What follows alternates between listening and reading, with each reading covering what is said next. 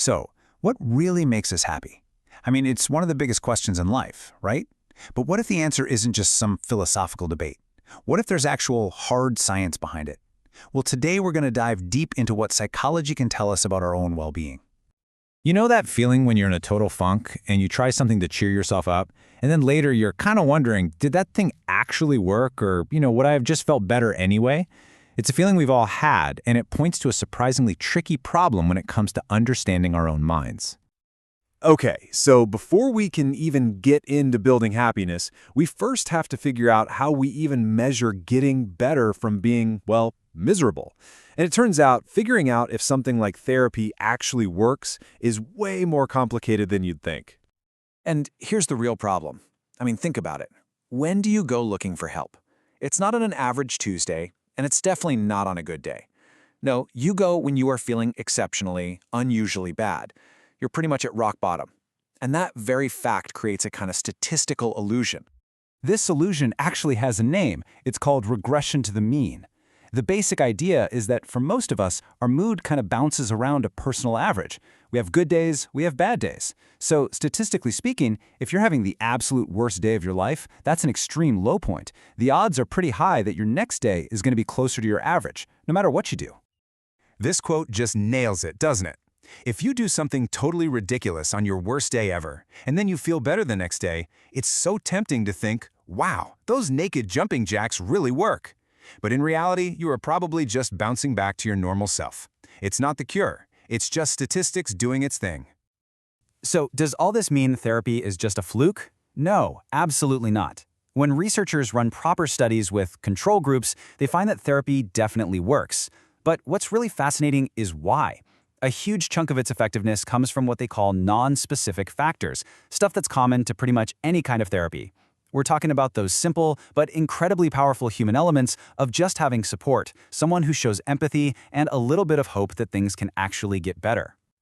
Okay, so if we've got a decent handle on treating misery, what about building happiness? This brings us to a huge, kind of weird puzzle at the very heart of modern life.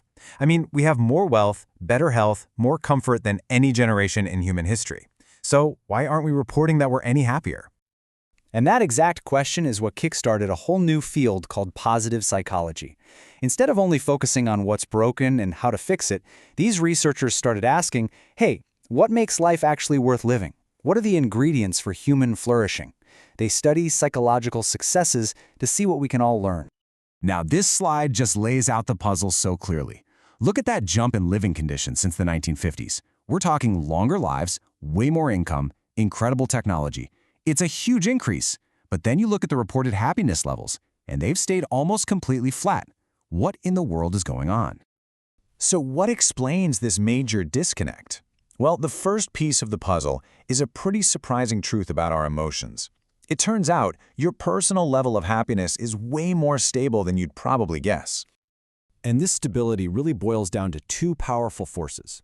First, there's what researchers call a genetic set point, basically a default level of happiness that we're kind of born with and naturally return to. And second, we have this almost superpower-like ability to just adapt to new situations, both the good ones and the bad. And get this, these examples show just how crazy powerful our adaptation is. We tend to dramatically overestimate the long-term emotional impact of huge life events. A year after winning the lottery, people are often no happier than they were before they won. And, incredibly, a year after a life-altering accident, many people report that their happiness levels have bounced back almost all the way to their old baseline. It's wild. This whole phenomenon has a great name. It's called the hedonic treadmill. It's like we're on a treadmill, running and running towards some goal that we think will finally make us permanently happy. And we might get there, and we feel this amazing rush, but then the treadmill speed just kind of adjusts, and we end up right back where we started, emotionally speaking. But that adaptation thing isn't the whole story. The second truth adds another fascinating layer to this puzzle. Our happiness isn't just about what we have in absolute terms. Oh no, it's all about how what we have stacks up against what other people have. This quote just nails it, right? Our sense of well-being isn't based on some objective scale. We are deeply social creatures, and we are constantly, often without even realizing it, making comparisons. The people we compare ourselves to matter a lot. Studies on this stuff reveal something truly fascinating about our priorities. When you give people a choice like this, a huge number of them actually choose scenario A. Now stop and think about that for a second. They would rather earn $5,000 less just to be making more than their peers. Our relative position often feels way more important than our actual objective situation. Okay, our final truth is maybe the weirdest, most counterintuitive one of all. It reveals that how we remember an experience is fundamentally different from how we actually live through it. Turns out our memory isn't a perfect video recording. It's more like a really biased movie editor. Okay, just imagine you had to choose one of these two awful experiences. Procedure A is 1 solid hour of intense pain. Procedure B is the exact same hour of intense pain, but with 5 extra minutes of just mild pain tacked on at the end. Logically, procedure B involves more total pain, right? Now, hold on. Let me ask that a different way. The question isn't which one contains less total pain. The question is, which one would you remember as being less awful when you look back on it? Which memory would you rather have to live with? And the answer, amazingly, is that most people remember procedure B as being less painful. This is the peak end rule in action. Our memory of an event isn't some average of the whole thing. It's basically a snapshot of the most intense moment, the peak, and how things felt right at the end. Because procedure B has a gentler ending, our brain's edited version of the whole ordeal is more positive, even though it actually contained more total suffering. This is why a terrible ending can ruin a great movie, or a tough workout feels amazing if you get a nice, easy cool down. So let's just pull this all together for a second.